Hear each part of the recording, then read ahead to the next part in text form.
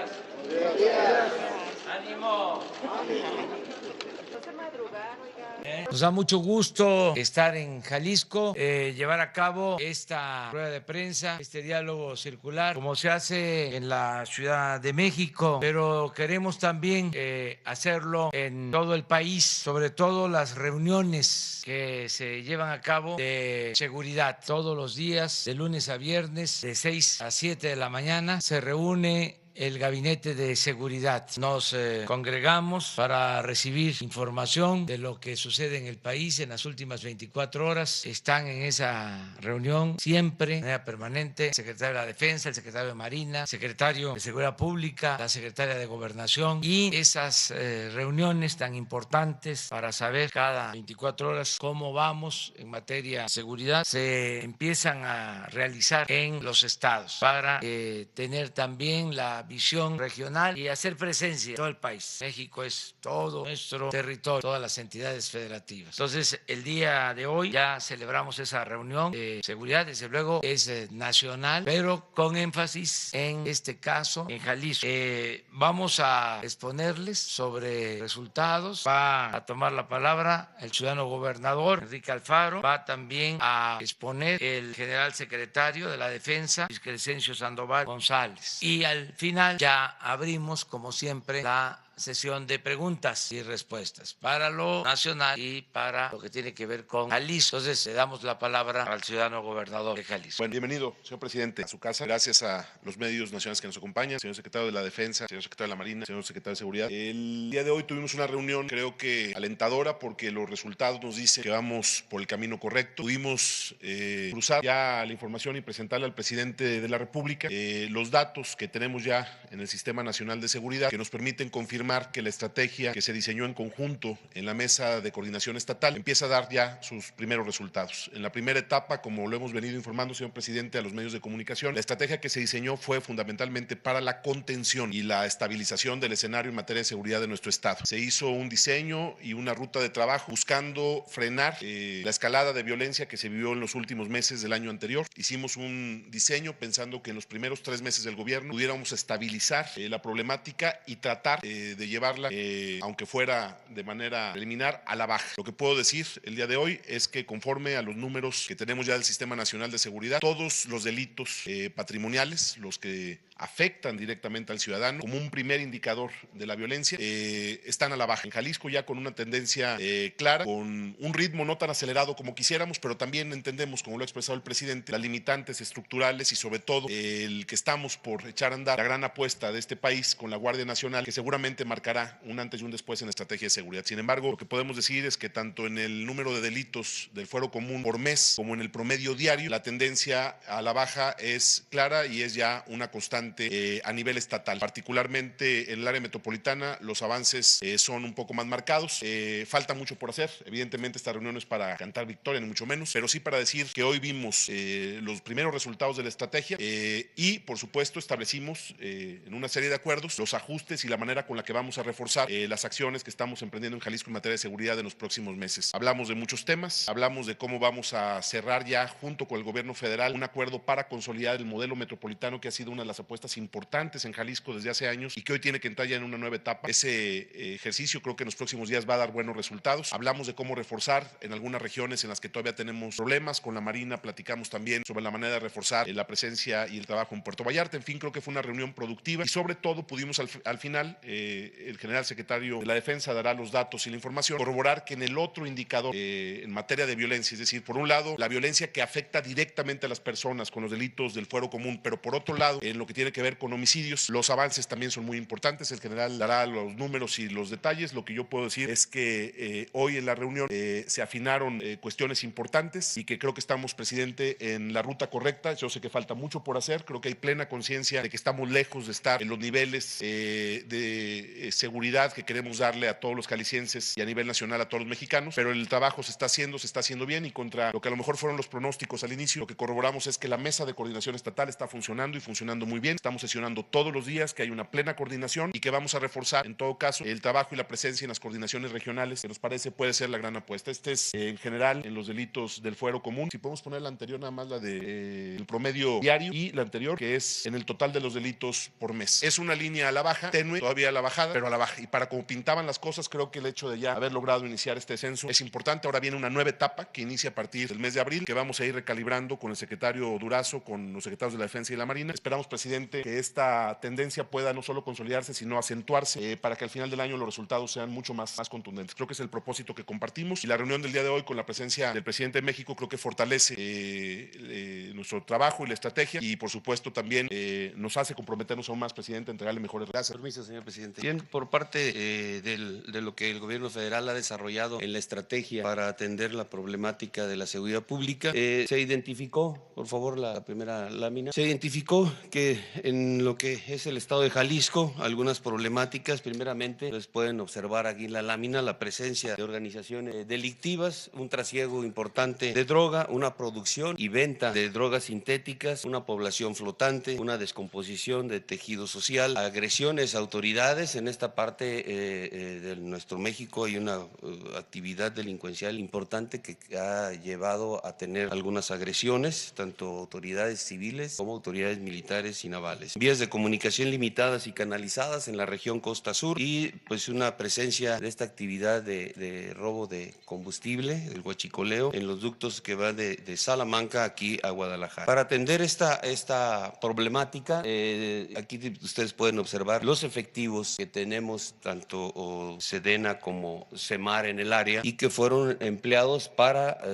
aplicar en la estrategia. Ahí el resumen que tenemos son 7,500 hombres y están conjugados en una región militar, una región naval, 2 zonas militares, una base aérea, una estación aérea, 9 unidades operativas, la zona naval, la unidad naval y 15 coordinaciones regionales. Y adicionalmente a este estado extra se llevó a cabo la coordinación con el gobierno del estado, con las fuerzas federales, es Secretaría de la Defensa, Secretaría Marina, Policía Federal, para poder atender de manera prioritaria esas 3 áreas. Ahí están concentrados los delitos, ahí están concentrados la presencia delincuencial, y con la atención que tenemos en esas áreas, pues se han llegado a buenos resultados, que ahorita los veremos en las estadísticas. Y pasamos la primera, por favor, la estadística, las federales. Aquí tenemos Guadalajara, ustedes pueden observar, aquí tenemos una disminución importante del 27.5% en los delitos que se presentan en el área. La que sigue, por favor, Tlajomulco de Zúñiga, con una reducción de 33.8%. La que sigue, en Tonalá, tenemos el 34.7% menos de incidencia delictiva. En Zapopan, la que sigue, por favor, Zapopan, también una reducción de un 44.7%. La que sigue, por favor, la zona metropolitana de Guadalajara, también tenemos un índice a la baja de menos 35.5%. La que sigue, por favor, la adelante, Lagos de Moreno, ahí está también con un menos 45.8%. Este es el resultado del trabajo que se ha estado desarrollando, como ya mencioné, desde el ámbito federal en coordinación con el estatal, para poder atender esas áreas problemáticas, esas áreas identificadas prioritarias dentro de la estrategia. La percepción ciudadana que hemos nosotros identificado, si la pueden poner ahí en la lámina, por favor. ¿Qué es lo que hemos podido identificar? Bueno, que la ciudadanía ha establecido que, bueno, tenemos una mayor presencia de fuerzas del Estado dentro de esta actividad que estamos desarrollando, una reducción sensible en los índices delictivos, como ya se mencionó en las gráficas, una denuncia ciudadana que continúa activa. La misma sociedad se ha dado cuenta que su participación es importante en esta actividad en contra de la delincuencia, y nos ha ayudado mucho con la denuncia. Una actividad económica en la capital del estado que se ve incrementada, un flujo de turistas internacionales en la costa del estado, una credibilidad y confianza en las instituciones y mejores condiciones para la entrega de los programas sociales dentro del gobierno federal. Y como conclusión, pues continuaremos realizando el esfuerzo interinstitucional para lograr reducir más los índices delictivos y poder desarrollar con eficacia la tarea que nos han asignado. Un tema adicional, ya fuera de esta actividad de la seguridad, hacemos la... Sí, por favor, tenemos una actividad que se va a desarrollar en la base aérea de Santa Lucía, que es la Feria Aeroespacial 2019, y que quisiéramos aprovechar ahorita el momento para hacer la invitación a participar en esta feria. Esta actividad se va a desarrollar el día 24 de abril de este año. Va a ser aquí, como ya mencioné, en la base aérea de Santa Lucía, en el Estado de México. En esta feria, además de las actividades que se van a desarrollar en el ámbito económico, en el ámbito aeroespacial, en el ámbito educativo, en el ámbito de desarrollar este programa de darles la oportunidad a los jóvenes de encontrar un trabajo, también se va a llevar a cabo una exposición estática de diferente tipo de material aéreo que viene a exhibición. Son 70 aeronaves que vienen a exhibición, pero adicional ahí estará una parte donde estaremos exhibiendo todos los aviones que se van a poner a la venta por parte del gobierno federal. Se van a poder o van a estar en la exhibición, van a poder observar la gente que esté interesada en esto, ahí va a poder comprobar las características de los aviones y los estados de uso de los mismos, y habrá personal que dará la información sobre cada avión en particular de quienes se interesan. Ahí ustedes pueden ver el croquis de la exposición estática, y en la parte achurada que está a su lado, bueno, al lado izquierdo de la pantalla, ahí estará la exposición de este material aéreo que se pondrá en venta. Muchas gracias. Bueno, pues en general esa es la información. Yo destaco tres cosas. Primero, que hay muy buen trabajo de coordinación con el gobierno de Jalisco y también con los gobiernos municipales de la zona metropolitana y de todo el estado. Lo segundo, que es importante subrayar, aunque ya se ha dicho, es de que se está trabajando de manera coordinada para enfrentar el grave problema de la inseguridad y de la violencia. No hay dispersión, no está actuando por su cuenta la Secretaría de Marina, la Secretaría de la Defensa, la Policía Federal, las policías estatales. Estamos trabajando de manera conjunta. Eso es muy importante, el que estemos sumando esfuerzos, que no haya dispersión. Imagínense si la autoridad no está organizada, pues no se logra nada. Anteriormente cada quien hacía lo que consideraba que correspondía y se actuaba de manera aislada. No se compartía información, no se sumaban esfuerzos, no había ni coordinación ni seguimiento, perseverancia. No es lo mismo que el presidente reciba un informe cada semana, cada 15 días de la situación de seguridad del país, o que el gobernador se entere cada determinado tiempo, a que todos los días se esté trabajando para garantizar la paz y la tranquilidad en el país. Y lo tercero, que es muy importante destacar, es que se está logrando el utilizar todos los recursos, el unir esfuerzos, voluntades, el unir instituciones para atender el problema de la inseguridad pública, porque el Ejército y la Marina no podían ocuparse de tareas de seguridad pública. El marco constitucional, el marco legal, se los impedía y solo se contaba con la Policía Federal, que a nivel nacional dispone de 10,000 efectivos, y con las policías estatales y con las policías municipales. Ahora, con la reforma constitucional, se puede disponer de los 220,000 elementos de las Fuerzas Armadas, del Ejército en particular, y de los 40,000 elementos de la Marina. Es un cambio trascendente, muy importante, contar ya legalmente con una fuerza superior y ir cambiando poco a poco, porque es un proceso, la función de estas instituciones tan importantes para el país, tan decisivas para garantizar la tranquilidad interna, como son la Marina y el Ejército. Ir cambiando la tarea, la función, o ir girando de la seguridad del Estado, de la seguridad interior, a la seguridad pública, que es lo que más necesita, porque sí se requiere, desde luego, la defensa nacional, pero en el caso de que nuestro país fuese agredido, todos los mexicanos defenderíamos nuestra patria. Tendríamos que participar en la defensa nacional, como ha sido siempre en la historia. Pero ahora, en estos nuevos tiempos, lo que más nos llama a actuar es la necesidad era de garantizar la seguridad pública. Esa es la prioridad. Y pasaba de que para este propósito no había marco legal suficiente, adecuado, y por lo mismo estábamos atados, limitados. No podíamos utilizar, repito, una institución tan importante como el Ejército, con su profesionalismo, con sus elementos, con su disciplina, con su experiencia, por falta de un ajuste o de una reforma constitucional. Entonces, ya teniendo esta reforma, ya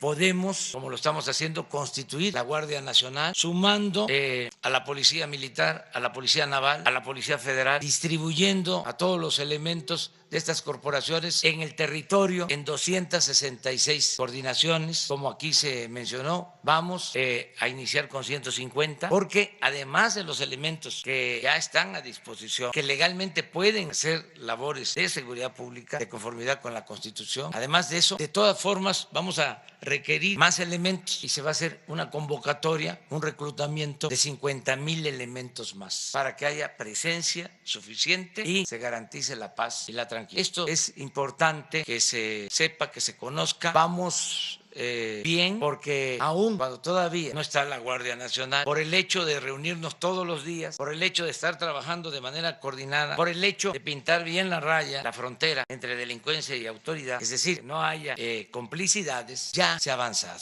Se ha mantenido control, una disminución, si se quiere, leve, pero disminución, no aumento de delitos a nivel nacional y en el caso de Jalisco en particular.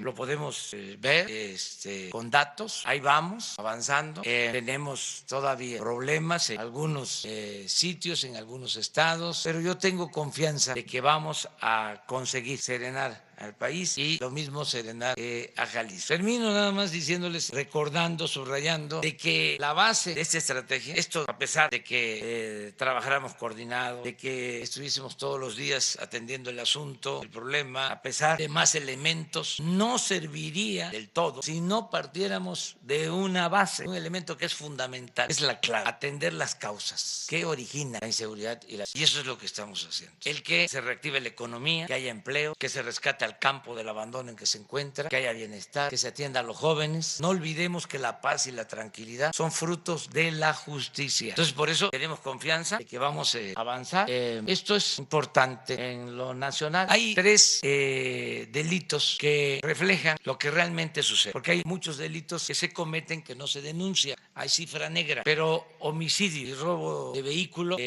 por lo general se tiene toda la información. A veces se maquillaban estos datos, pero al final se descubre. En el caso de homicidios hay que abrir una carpeta de investigación que tiene los elementos. Entonces, por eso hemos tomado para medir lo que está pasando, homicidios, robo de vehículo, a ver si tienen la lámina, y que la población sepa que no fue en vano el que se padecieron días difíciles de desabasto. Miren, esto es robo de vehículos. ¿Por qué el robo de vehículos sí se denuncia? Porque al que le roban un vehículo tiene un seguro o siempre se procura denunciarlo para que no se use el vehículo para cometer otro ilícito y se culpe al propietario. Entonces, y miren, a ver si tienen la gráfica del huachicol. Hablaba yo y agradecerle a todo el pueblo de Jalisco porque nos ayudaron, pero no fue en vano. Miren lo que se robaban antes del plan en contra del huachicol, las 3 barras primeras. Se llegaron a robar el año pasado 65,000 millones de pesos, un promedio de 800 trailers, pipas diarias. Miren cómo estamos. Eso fue ayer. De 70,000 barriles diarios a 5 o 6,000 barriles. Están como vamos bajando. Si esto lo mantenemos, vamos a ahorrar 50,000 millones de pesos en el año. Por eso, muchas gracias a la gente que hizo colas, que padeció 2, 3 semanas en la zona metropolitana, en la ciudad. Y hubo sabotaje. Nos pinchaban, nos destruían los ductos para dejarnos sin abasto, pensando que no íbamos a aguantar. Y con el apoyo de la gente, los vencimos. Este es un ejemplo de que con el apoyo del pueblo se puede acabar con la corrupción. Que no haya huachicol ni arriba ni abajo. Y ese es el propósito, acabar por completo con la corrupción. Bueno, ahora sí, si les parece, podemos cerrar sobre el tema y abrimos en lo general. Si hay preguntas sobre el tema, a ver, vamos. Por lo que veo, están sentados. Sí. Entonces vamos uno y uno. Adelante, cualquiera, los dos, pero te va a tocar después. Sí. Sobre el tema de seguridad, preguntarle, se reunió hace un par de días con el presidente de la CNDH, quien nos dijo que le sugirió que el mando fuera civil. Si considera usted esta posibilidad o definitivamente sería un militar, ya sea en retiro o en activo. Y preguntarle preguntarle también en cuanto a seguridad, hubo un coche bomba en Guerrero, ¿qué información tienen al respecto? Gracias. Bueno, me planteó eso, presidente de la Comisión Nacional de Derechos Humanos. Le expliqué por qué consideraba que debía ser un militar, el comandante jefe de la Guardia Nacional, porque vamos a contar con el apoyo del Ejército. Estoy hablando de una reconversión en el Ejército y necesitamos un elemento de esta institución, más con experiencia, con disciplina, con rectitud, con honestidad, con profesionalismo. Ya lo tenemos, vamos a dar a conocer ya los mandos de la Guardia Nacional. Acuérdense que se tiene que conformar un Estado Mayor que lo integra la Policía Federal, la Secretaría de Marina, la Secretaría de la Defensa y el comandante de la Guardia Nacional. La semana próxima ya vamos a dar a conocer a los integrantes del Estado Mayor y al comandante. Se dijo que se iba a llamar a algunos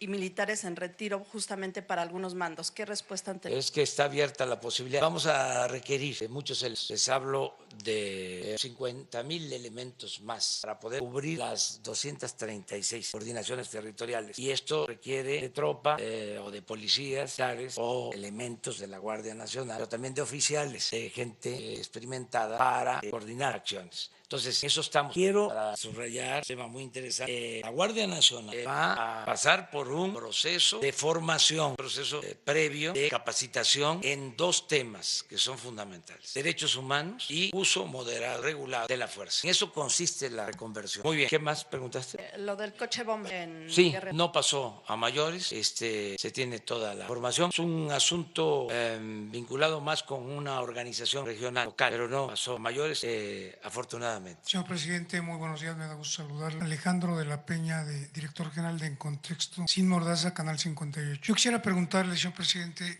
si ya se ganó realmente las vencidas a las bandas del Huachicoleo. Con mucho respeto, ¿ya hay detenidos al respecto? ¿Ya hay consignados? Eso es por un lado. Y por otro lado, comentar algo que me preocupa en lo personal muchísimo, que son algunos medios o muchos de comunicación que se dedican a estar mintiendo, difamando. Y más, yo diario me autoflaqueo y escucho un noticiero que empieza a las 10:30, donde un señor, para que referirlo, le dice otro, remátala, quién sabe qué. O sea, me refiero a que son muchas mentiras, no hay una normatividad para eso. Son dos preguntas con respeto. Sí, mire, sí, vamos avanzando.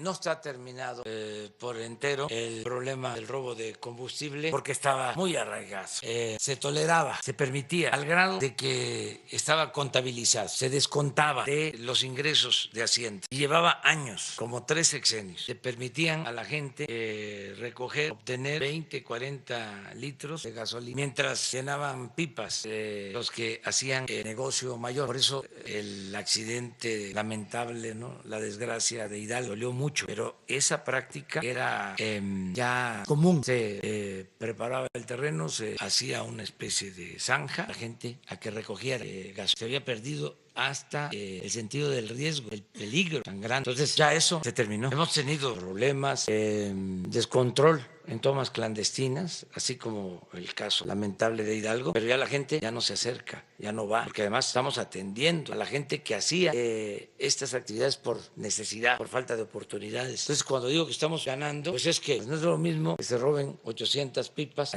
diarias a que se roben 40, y estamos operando con la mayoría de los ductos. Eso no se podía hacer. Saben que cuando tomamos la decisión de intervenir era porque en la oficina de Pemex, en la torre de Pemex, en el piso 3, había todo un sistema de monitoreo en donde se sabía cómo perdían presiones los ductos, sonaban las alarmas y no se hacía nada. ¿Qué hicimos? Tomamos ese centro de monitoreo, como las refinerías, y esto con el apoyo del Ejército y de la Marina, que han estado a la altura de las... Entonces, sí, hemos avanzado, ya no son los mismos resultados, aun cuando ayer todavía, según el dato que nos presenta, se robaron 5,000 barriles, pero ya no 80,000. Hay una gran diferencia y va bajando, y yo espero que se reduzca más. Acerca de lo que se difunde en los medios, pues hay que tener respeto. No me gusta tanto la palabra tolerancia, me gusta más la palabra respeto. La tolerancia es como si cediéramos algo, y la palabra respeto se trata de la libertad, y la prensa se regula con la prensa. Vale más que haya libertad, que haya excesos. Sí, se debe de comprender que estamos viviendo tiempos nuevos. Yo me la paso tocándole las puertas a muchos les mando telegramas, correos electrónicos, avisándoles de que ya es otra realidad la del país y sobre todo haciéndoles ver que ya cambió la mentalidad del pueblo de México, que no se puede engañar a la gente, manipular al pueblo. Entonces, el que no actúa con objetividad, con profesionalismo, el que no dice la verdad, se afecta él mismo y afecta al medio. O sea, ahora lo que vale, como dicen los jóvenes o como se dice en general, coloquialmente, lo que rifa es la verdad. Ya esas campañas contra de servidores públicos, aquello que pasaba de que, no me atiendes, sentido amplio de la palabra, espérate, ya vas a ver cómo te va a ir. Y se desataban las campañas, eso ya no funciona. Ahora hay más información, la prensa y los medios convencionales están más abiertos, son más profesionales y existen las benditas redes sociales. Entonces, cuando hay algo, puede ser una eminencia, un premio Nobel, el que emita un juicio, pero si no tiene rigor, si no tiene apego a la verdad, si es tendencioso, ahí vienen las redes sociales a ponerlo en su lugar, en su sitio. Eso es un cambio extraordinario que se está viviendo en el país. Yo creo que nunca habíamos tenido en toda la historia un nivel de conciencia política como ahora. Millones de ciudadanos conscientes. Ese es el gran cambio. Esa es la forma de responder. Vamos por acá. Gracias, señor presidente. Bueno, ya terminamos con seguridad. Seguimos. Gracias, presidente. Buenos días. Sobre el tema de seguridad, me gustaría preguntarle a usted y a los funcionarios aquí presentes, ¿qué diagnóstico tenemos de la presencia del cártel de Jalisco en el estado? Operaciones, objetivos identificados, si nos pueden hablar de algunas, monto de órdenes de aprehensión quizá giradas, cuentas bancarias congeladas y puntualmente, ¿qué sabemos del Mencho? No sé si gusten responder primero esta pregunta, paso a la siguiente, la planteo una vez. ¿De una vez? Este es para usted, presidente. En cuanto a la iniciativa que presenta la bancada de Morena en el Senado para reformar la integración de la Corte, ¿cuál es quisiera que nos justificara usted la necesidad de esta reforma, de crear una tercera sala dedicada al tema de la corrupción? Sobre todo cuando ya existe, gracias a la reforma anticorrupción que se implementó hace algunos años, un tribunal específicamente dedicado a este tema, y cuando se da a conocer, de hecho, de que hay una reciente sentencia que le ordena al Ejecutivo y al Congreso precisamente tramitar la designación de estos magistrados anticorrupción. ¿Va usted a atender esta sentencia y nombrar a estos magistrados? ¿La va a hacer un lado? Y reitero, ¿qué necesidad hay de la justificación de hacer esta reforma a la Corte? Gracias. Bueno, es una decisión, te contesto esto último, de los legisladores. Un signo de los nuevos tiempos, de la cuarta transformación, es que hay división y hay equilibrio de poderes. Ya el Ejecutivo dejó de ser el poder de los poderes. Hace poco, hace 2 días, nos rechazaron las ternas para la CRE, el Senado. Nunca había sucedido de que le rechazaran ternas al presidente. Por eso me dio mucho gusto, porque quiere decir que hay cambios, se están dando cambios. Al mismo tiempo hay cooperación y hay comunicación. Ayer me reuní con el presidente de la Suprema Corte de Justicia con respecto a la autonomía de los poderes. Cerca de lo que me planteas es un asunto del Poder Legislativo. Mi opinión respetuosa es de que ya no necesitamos más aparatos. Lo que se requiere es mantener la voluntad de no permitir la corrupción, acabar con la corrupción, de arriba hacia abajo. Y diría que hemos avanzado. En el Ejecutivo ya no hay corrupción tolerada de arriba hacia abajo, porque el principal problema en cuanto a el predominio de la corrupción es que se tolera arriba. No hay ningún negocio jugoso que se haga en el país que no lleve el visto bueno del presidente de la República. Es un cuento eso, son las autoridades inferiores o menores las que toman las decisiones, ni siquiera los secretarios. Cuando se trata de entregar contratos para la construcción de gasoductos, contratos leoninos, pues tiene que consultarse al presidente. Ni modo que lo va a hacer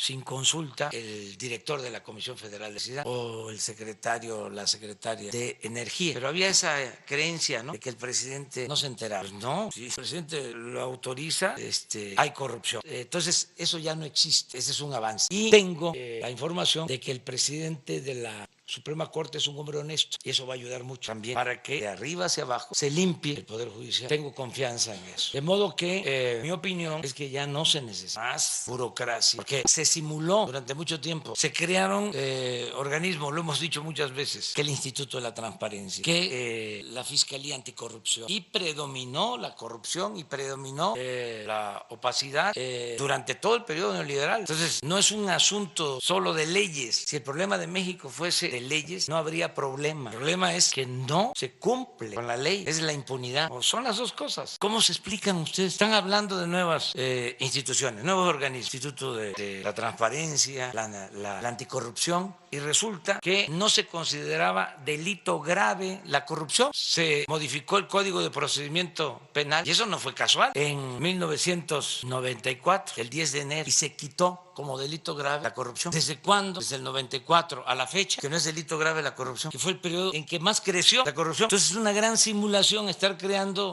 organismos para supuestamente combatir la corrupción si no se consideraba delito grave la corrupción. Entonces, esa es mi opinión acerca de eso. Desde luego son autónomos. La otra pregunta que hiciste. Sí, presidente, antes quisiera precisar. Entonces, esta sentencia en la que le ordenan a usted concluir el nombramiento de 18 magistrados anticorrupción, ¿usted no la va a atender? No, sí, estamos buscando la forma de hacerlo. Se está haciendo una propuesta para cumplir con el mandato legal, pero a ver si podemos reducir el número, pues porque tenemos que tener menos, en eso andamos, que haya una sala en vez de 4 o 5 salas regionales, que exista una. Entonces, en vez de que haya 18, es que saben que antes era crear el organismo. ¿Son cuántos funcionarios nuevos? 18 magistrados. 18 magistrados. ¿Saben cuánto ganaban cada magistrado? 300,000. Pues ahí se quedaba todo el presupuesto, en los aparatos burocráticos. No le llegaba nada al pueblo. Entonces ya no queremos eso. Para todo era crear fideicomisos, organismos reguladores, coordinaciones, órganos autónomos. Entonces estamos buscando la forma de llegar a un acuerdo sin transgredir la ley. Entonces no desaparecería el Tribunal Anticorrupción, sino funcionarían al mismo tiempo el Tribunal Anticorrupción y esta nueva sala. Sí podría ser, pero a ver si podemos lograrlo que cueste menos. Gracias, presidente. Acerca de la primera pregunta, yo opino que no debemos de ser muy puntuales en estos casos, si se están atendiendo. Me gustaría que el general les explicara cómo se está evitando que actúen con impunidad las bandas de delincuentes que afectan en Jalisco y en otros estados. Hablábamos de los homicidios. Está probado que donde hay más presencia de estas bandas es donde tenemos más problemas de violencia. Por ejemplo, ayer se nos aumentó el número de homicidios a más de 80. Antier estuvo como 60, 65. Ayer más de 80 en el país, subió. Pero si lo vemos, se concentra en ciertos estados donde están las bandas. Ayer, a pesar de que subió a más de 80, hoy estaba yo viendo, observando, en 15 estados no hubo homicidios. O sea, no perdió la vida nadie en 15. A pesar de que, ¿por qué no pone el dato? Esto también para ir, el de ayer, lo que vimos en la mañana, esto también para ir entre todos, identificando que la existencia de bandas es lo que genera más homicidios. A ver, al menos ahora lo vemos, porque sí es interesante, o sea, cómo se concentra. Muchos homicidios, mire cómo en pocos estados tenemos la mayoría. Y tiene que ver, por ejemplo, el caso de Baja California, el Estado de México, pero si contamos, ¿cuántos no tienen? 15. El homicidio está muy relacionado con enfrentamientos de la delincuencia. Una vez identificado desde las áreas donde se presentan estos delitos, la estrategia que se ha implementado es incrementar la presencia, incrementar efectivos en las áreas. Así tenemos operaciones en Baja California, aquí en Jalisco, en donde buscamos primero identificar dentro de las ciudades, tratar de hacer un cerco identificando las principales vías de acceso a las ciudades, las áreas dentro de las ciudades, las áreas más conflictivas, las colonias, las colonias en donde se presenta la mayor cantidad de este tipo de delitos, y entonces combinamos este tipo de cerco con reconocimientos en esos puntos, reconocimientos donde va Policía Federal, Marina y Defensa, desarrollándolos y tratando de actuar en contra de estas organizaciones criminales. De esta manera, la presencia inicial hace una disuasión y los reconocimientos van enfocados también una parte de disuasión y otra parte a actuar en contra de ellos en base a la información que se tiene de esas áreas conflictivas. De esta manera vamos cubriendo esas áreas prioritarias que dentro del Gabinete de Seguridad se han ido identificando, o dentro de la evolución del diario actuar de la sociedad, vamos nosotros notando que va haciendo un incremento por la presencia de grupos delictivos en las áreas. Esta es la estrategia que seguimos para atender esta parte. Gracias. Pero general, disculpe, sobre el cártel de Jalisco, puntualmente, ¿qué información nos pueda? No nos enfocamos a actuar de una manera con el cártel de Jalisco o con algún otro. No, lo que interesa es darle la seguridad a la sociedad. Ese es el objetivo primordial, que la sociedad tenga esa seguridad, garantizarle la seguridad pública, garantizar que no sufra del embate de la delincuencia. Y la estrategia es similar, no importa el cártel en el cual estemos o contra quien estemos operando. Repito, lo principal es la seguridad de la ciudadanía. Pero yo quiero ahondar sobre eso, que es un cambio importante y lo contestó muy bien el general. O sea, no se trata ya de operativos como era la costumbre, operativos contra un cártel particular. Nos interesa la seguridad pública. Ese es el cambio. No había elementos para garantizar la seguridad de la gente, de los ciudadanos. Entonces se usaba al ejército y a la marina para los operativos. Entonces lo que queremos ahora es que nos ayuden, como lo han hecho, tanto elementos de la marina como del ejército, para actuar en el territorio donde está la gente y proteger a los ciudadanos y poner el énfasis en la seguridad pública. Eso es algo muy importante. Y lo otro es que no haya distinción, que no haya vinculación de la autoridad con la delincuencia, que no se tolere, que no se permita a ningún grupo y que se atienda lo que es la seguridad y lo preventivo, que se vayan quedando solos, que ya no tengan el ejército de reserva de millones de jóvenes que no tenían oportunidad y que se les empujaba a tomar el camino de las conductas antisociales. Ahora no, ahora los jóvenes tienen becas, son contratados para trabajar como aprendices con todos los programas de bienestar. Van a haber condiciones mejores para que nadie se vea obligado a tomar el camino de las conductas antisociales, que ya no sean enganchados los jóvenes, que no sigan siendo enganchados para formar parte de la delincuencia. Eso es lo más importante, porque las metas antes eran, a ver, ¿a qué personaje de la delincuencia organizada famoso se detiene y se hace un espectáculo? ¿Y qué? Se resolvía con eso. Si seguía la violencia, si seguía la inseguridad. Entonces, lo que queremos es atender las causas, ir al fondo y llamar a todos los mexicanos a portarnos bien.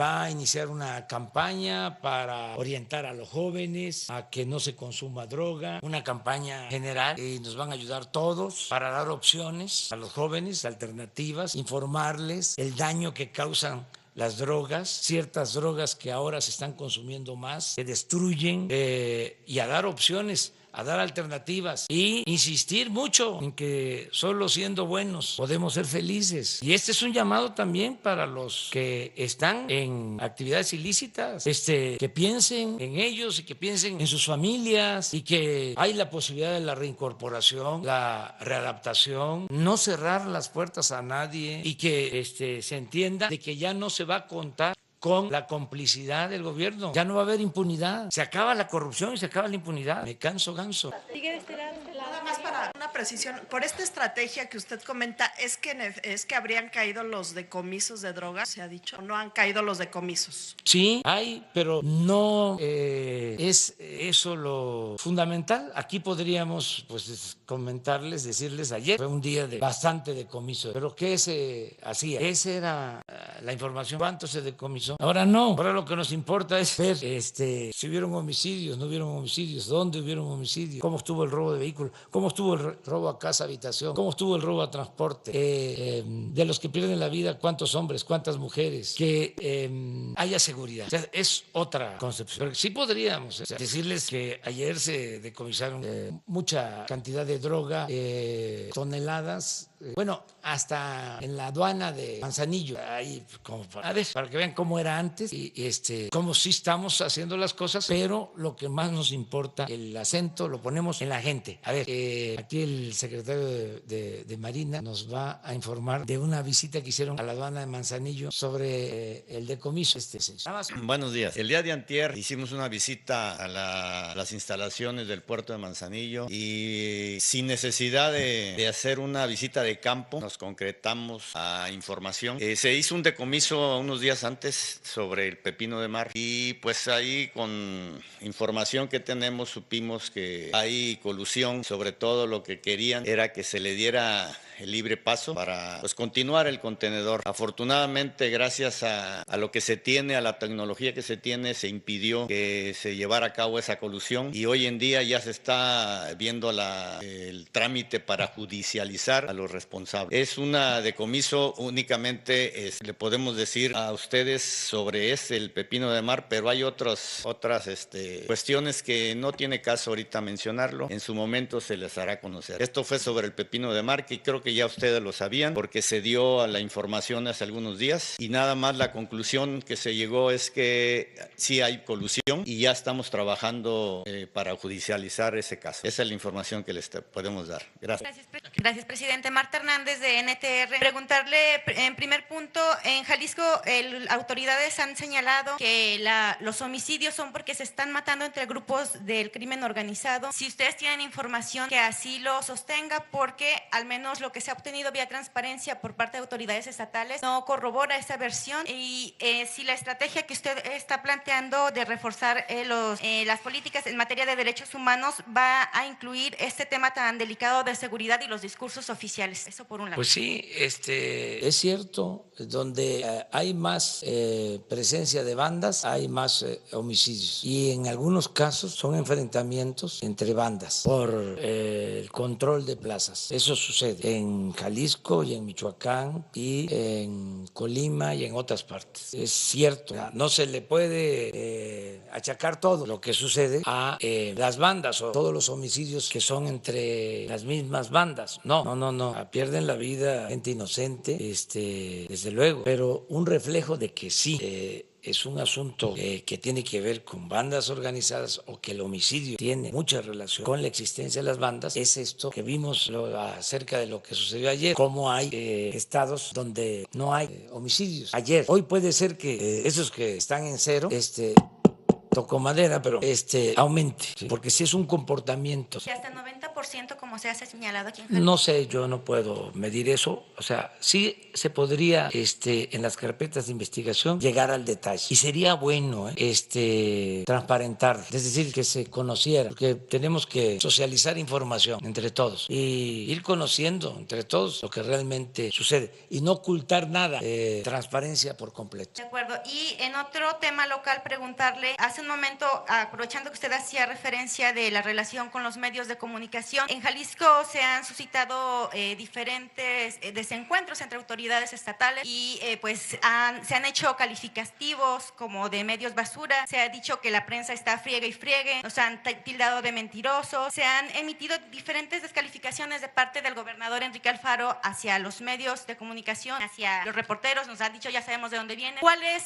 la postura que tendría que haber ante el cuestionamiento de la autoridad, número uno? Y número dos, si usted tiene conocimiento del tema de A Toda Máquina, en Jalisco se han señalado presuntas irregularidades por coincidencias en una licitación de más de 3.600 millones de pesos, es casi lo que se necesita para terminar la línea 3 del tren ligero, haciendo un comparativo para dimensionar el monto, y esta licitación la gana un empresario que acompañó curiosamente al gobernador a ver un juego de básquetbol a Los Ángeles. Las dos firmas que compitieron tienen coincidencias en cuanto a sus representantes y también respecto a los domicilios. Hay una serie de puntos que se están cuestionando, ya incluso se tuvieron que abrir investigaciones en la Contraloría. Si usted en la presidencia tiene conocimiento de este caso, si podría abrirse, hay la posibilidad de que se abra una investigación sobre este tema, considerando también el discurso que usted ha mencionado de un combate a presuntos actos de corrupción. ¿Qué tanto podría acotar en temas estatales como este que le menciono? Bueno, pues lo importante es el que se den estos encuentros con toda libertad, que puedan haber estas denuncias de manera abierta, sin censura, que se respete la libertad de prensa, la libertad de expresión. Eso va a ser una constante en el gobierno, el respeto a la crítica, el derecho a disentir, no solo eso, el apoyo para que se pueda ejercer el periodismo sin miedos, sin amenazas, proteger a los periodistas, evitar todo tipo de censura. Eso se garantiza sin ningún problema. También que se entienda que son diálogos circulares, son mensajes de ida y vuelta y que se debe de permitir el derecho de réplica. La autoridad tiene también el derecho, ¿sí?, de informar, orientar, argumentar y defenderse. Yo les digo a los de la prensa conservadora, les digo prensa fifí, por ejemplo, pero no es un insulto, es señalar de que existe una prensa conservadora que no les gusta que se haya llevado a cabo un cambio en el país, porque ellos formaban parte del antiguo régimen, eran, para decirlo coloquialmente, pero todo respeto, alcahuetes. Entonces, de todo esto se habla y así tiene que ser la vida pública, cada vez más pública y transparente, crítica, respetuosa, y que haya equilibrios, porque también antes toda la prensa volcada, o medios, o la mayoría, para no generalizar, a aplaudir, a quemar incienso al gobierno, como misión, obedecer y callar. Y ahora, pues lo que se tiene que buscar es que sea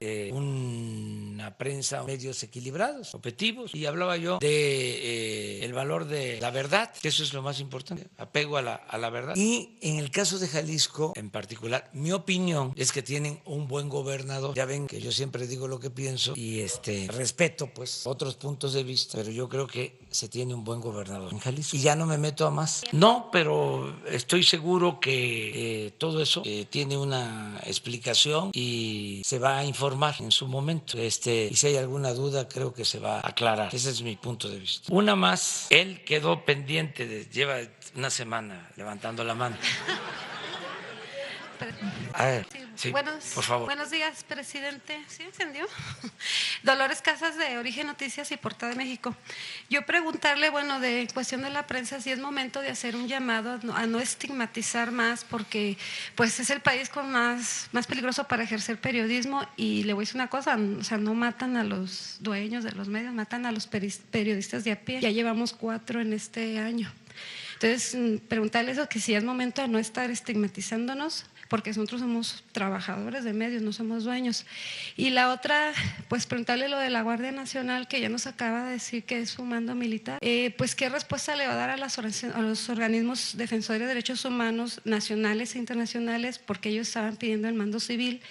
Y si se enrarece el asunto en que apenas van a discutir las leyes secundarias para la Guardia Nacional. Sí, mira, nosotros no estigmatizamos, ¿no?, a los periodistas, los respetamos mucho. Nosotros somos respetuosos de todos los ciudadanos y de los periodistas. Considero el periodismo un noble oficio. O sea, sin el periodismo no se hubiesen llevado a cabo las transformaciones en el país. Tengo como periodista favorito a un opositor de la época del porfiriato, Daniel Cabrera, el hijo del director del periódico El Hijo del Aguizote. O sea, Zarco también muy bueno, pero ya ve cómo es asunto de apreciaciones. Yo pienso Daniel Cabrera. Están también los hermanos Flores Magón y muchos periodistas que respetamos. O sea, es distinto el que haya debate, o sea, que haya mensajes de ida y vuelta. Es que esto es parte de la democracia. O sea, que no se esté nada más señalando que los dueños de medios tienen algunos intereses creados, o no solo por cuestiones económicas, sino por cuestiones ideológicas. Son conservadores. Siempre ha existido el conservadurismo en todas partes. Esas son las dos grandes corrientes de pensamiento en México y en el mundo: el pensamiento conservador y el pensamiento liberal. Entonces, una de las características del conservadurismo es la hipocresía. Esa es su doctrina verdadera. Entonces, aparentan ser liberales, aparentan ser independientes, aparentan ser libres, objetivos, profesionales. Y no. Entonces, ese debate es muy bueno. Lo de prensa fifí ya lo he explicado en otras ocasiones. Es la prensa que enfrentó al apóstol de la democracia, Francisco I. Madero. Hay algo que nunca le perdonaron los porfiristas, incluyendo intelectuales del porfiriato, poetas extraordinarios, que no solo fueron porfiristas, sino que apoyaron a Huerta. Hay una cosa que nunca le perdonaron los porfiristas a Gustavo Madero. Cuando triunfa Francisco I. Madero, se desata la crítica de los periodistas, como pocas veces, insultos al presidente. Bueno, un jalisciense extraordinario, un gran pintor, José Clemente Orozco, era porfirista. Luego se volvió revolucionario, extraordinario, como artista y como revolucionario. Bueno, llegó a publicar una caricatura en donde ponía a Porfirio como gigante y a Madero como un pigmeo, Orozco. Ya se pueden imaginar los otros. Entonces, en ese contexto, Gustavo Madero dijo una frase que no se la perdonaron, que por eso fue tan cobarde y vil la forma como lo asesinaron. Dijo, le muerden la mano a quien les quitó el bozal. Eso no se lo perdonó, por eso lo asesinaron así. Entonces, son temas que no conoce la historia, porque no sabe de dónde viene, no va a saber hacia dónde va. Entonces, ¿de dónde viene lo de la prensa fifí? De ahí. Y de quienes celebraban el fracaso del presidente demócrata más importante que ha habido en la historia de México. Entonces, no es ofender a ningún periodista, no, es, a ver, fuera máscaras. ¿Cómo es que ayudaste a Salinas, que entregó los bienes de la nación y del pueblo a sus allegados? Te quedaste callado. Pues Salinas es el padre de la desigualdad moderna. Por él es que se profundizaron las desigualdades en el país, porque lo que era de la nación lo transfirió, lo pasó a unos cuantos. ¿Y cómo te quedaste callado ante eso? Y ahora ya estás de opositor. Bueno, pues cuando menos que yo pueda decirte que eres fifí. Es lo único. Lo de la Guardia Nacional está permitido en la Constitución. Estamos por entregar las 3 leyes reglamentarias y le expliqué al presidente de la Comisión de Derechos Humanos y voy a seguirle explicando. Viene la señora Bachelet, sí, viene la señora Bachelet, le voy a explicar el por qué necesitamos del apoyo del ejército. Nada más quiero también que quede claro que el presidente de México es al mismo tiempo comandante supremo de las Fuerzas Armadas y yo nunca voy a dar la orden al ejército, a la marina, a ninguna corporación de que se reprima al pueblo de México. Usted ha estado hablando toda la semana de la actitud del presidente Donald Trump de lo de cerrar la frontera, pero ayer por la tarde él cambió su mensaje hacia la actitud en la frontera, ha dicho que nos va a dar un plazo de 1 año y aranceles a los automóviles en la frontera. ¿Cuál es su posición hablando sobre esto, sobre todo que tiene muy nerviosos a los mercados y a los inversionistas en el país? Yo le diría a los inversionistas mexicanos y extranjeros y a los que participan en el mercado financiero que estén tranquilos, que es muy buena la relación que tenemos con el gobierno de Estados Unidos, que se va a ratificar el Tratado de Libre Comercio, que no hay ningún problema en lo económico, en lo financiero, que al contrario tenemos una moneda fuerte, el peso se está fortaleciendo, la inflación está a la baja como pocas veces, la confianza del consumidor se está manifestando como nunca, está creciendo la bolsa de valores, están creciendo las utilidades en la bolsa de valores y por si fuese poco les doy un dato más. Llevamos una recaudación de alrededor de 8,000 millones de pesos arriba de lo programado en los primeros 3 meses. 8,000 y estamos como 20,000 millones arriba de lo que obtuvieron en el mismo periodo en la administración pasada. ¿Cuánto era la expectativa? Estamos 1%, o sea, hemos recaudado hasta ahora en 3 meses alrededor de 850,000 millones de pesos. También lanza un ultimátum para que sea México el que frene el comercio ilegal de armas, justo después de que... Pero hay que entender circunstancias. Ustedes son muy buenos investigadores, son mirones profesionales, se los dejo de tarea. Yo lo único que puedo decir es que son buenas las relaciones, que no tenemos confrontación con el gobierno de Estados Unidos, hay estabilidad económica, hay estabilidad financiera y así lo muestran los datos. Todo esto que les acabo de decir. Les adelanté lo de la recaudación, que es un dato importante. Hoy ya porque lo expresé, lo voy a hacer oficial. O sea, ya me sacaron bastante. Se rayaron. Muchas gracias. Las tortas ahogadas nos están esperando.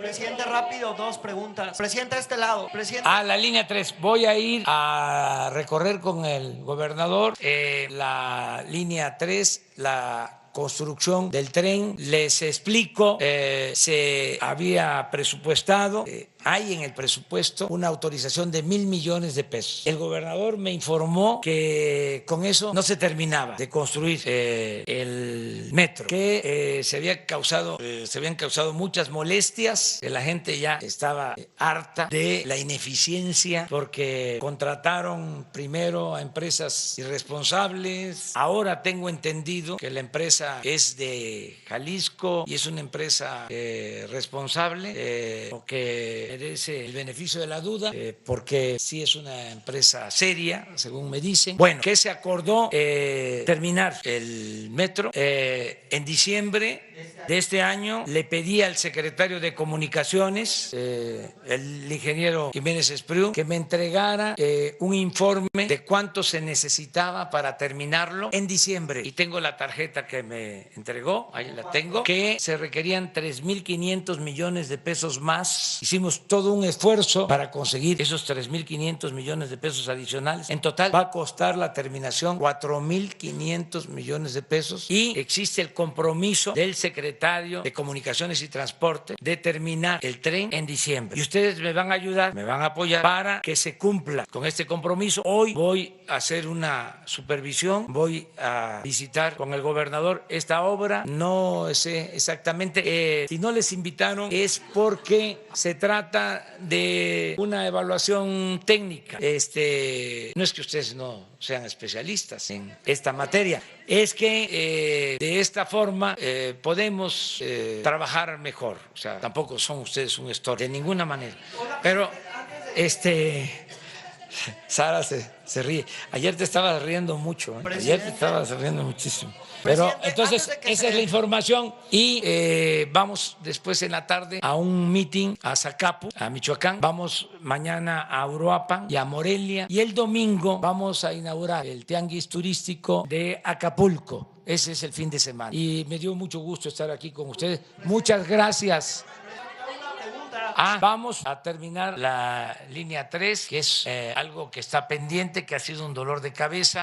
Vamos a resolver lo de la línea 3, es el compromiso, y hay muchas otras obras pendientes. El gobernador nos ha presentado todo un programa de obras de infraestructura que requiere Jalisco. Yo le digo a los ciudadanos de Jalisco que vamos a apoyar y que tengan confianza, porque nos va a alcanzar el presupuesto. Nos va a alcanzar el presupuesto porque ya no va a permitirse la corrupción, que es el principal problema. La corrupción, cero impunidad, y por eso se van a atender las demandas de la gente. Muchísimas gracias a todas, a todos ustedes.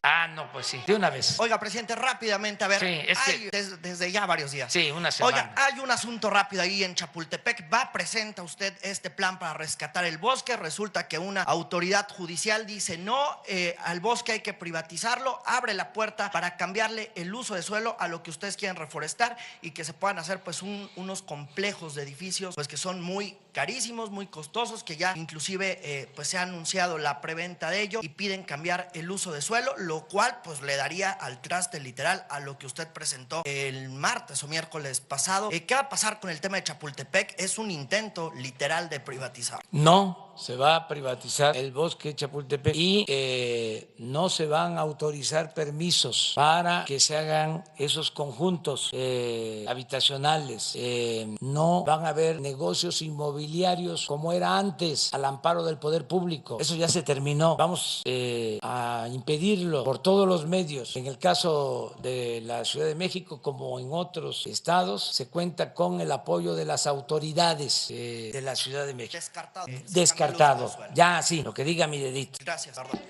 Muchas gracias. Buen día. Poder blindar que no suceda lo mismo que ocurrió. Buenos días, Paola Ortega de Quiero TV Canal 10. ¿Cómo se va a blindar el trabajo para la línea 4, que fue una promesa de campaña que se reiteró hace poco tiempo, para que no ocurra lo mismo que la línea 3 en la línea 4, que haya conflicto con los vecinos, que haya incremento desmedido del recurso? Sí, vamos poco a poco. Mire, para la línea 4 lo primero que requerimos es el proyecto, y sobre eso estamos trabajando. ¿Cómo se blindaría? Sí. Para Para que no haya este incremento, ¿cómo podría blindarse el gobierno federal con el recurso? Que, bueno, vemos que en la línea 3 incrementó demasiado, ahorita todavía no se es que es anuncia otra. distinto, o sea, no somos iguales.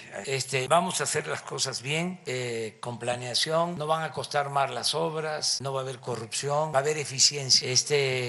Vamos a la elaboración del proyecto ejecutivo. Además, se está viendo como complementario el que se haga una especie de periférico para el transporte de el peribús. Esto va a ayudar mucho en la conexión para la línea 4, o sea, acorta el tramo del tren para llegar a la vía. Entonces, él nos hizo ya el planteamiento y estamos trabajando. ¿El proyecto podría presentarse ya que finalice línea 3 o incluso antes para la línea 4? El proyecto, cuando esté terminado, yo tengo este compromiso, esta línea 4, tengo el compromiso también del metro de Chalco, son de los dos compromisos que hice. Entonces, vamos a cumplir. Muchas gracias. Se está viendo, no se ha resuelto, es un asunto, como ustedes saben, pendiente, lo estamos tratando con el gobierno de Jalisco, con el gobierno de Guanajuato, desde luego con las comunidades, con la gente, estamos valorando lo que se ha invertido, inclusive para evitar cualquier desgracia, porque ya hay una buena parte de la obra construida, se van a dedicar recursos para evitar riesgos este año. Estamos trabajando en eso. ¿En quiebra qué va a pasar con la inversión? Todo eso lo estamos viendo. Miren, dejaron un tiradero de obras inconclusas, un cochinero, pero no se trata aquí de decir nos dejaron 80 hospitales sin concluir en el país, nos dejaron tantas presas inconclusas, nos dejaron tantos metros, trenes, una cosa terrible. Pues imagínense si lo único que les importaba era el dinero, el contrato, no era beneficiar a la gente. El gobierno no estaba hecho, organizado para beneficiar al pueblo, estaba hecho para facilitar el saqueo. Entonces tenemos que rescatar todo lo que se pueda, porque todo eso que se invirtió, que quedó inconcluso, significó destinar dinero del presupuesto, que es dinero del pueblo. Entonces no es nada más decir, ahí se queda, no nos corresponde, no lo iniciamos nosotros, no es prioritario. No, lo tenemos que analizar para no derrochar, para no desperdiciar, para actuar responsablemente. ¿Qué va a suceder con la empresa de telepeaje que lo controla? ¿No empezó a operar el 1 de abril como estaba previsto? ¿Se va a sancionar? ¿No se va a sancionar? Se está revisando también todo eso. Muchísimas gracias. Muchas gracias. Sí, importantísimo, todo. No, hay que ayudar, hay que basificar a maestros, a médicos, pero hay que hacerlo poco a poco, en la medida de nuestras posibilidades, porque son miles los trabajadores al servicio del Estado que son contratados por honorarios o de manera eventual, y poco a poco se les tiene que ir regularizando. Pero es un proceso, ya vamos a estar informando sobre eso. Muchas gracias.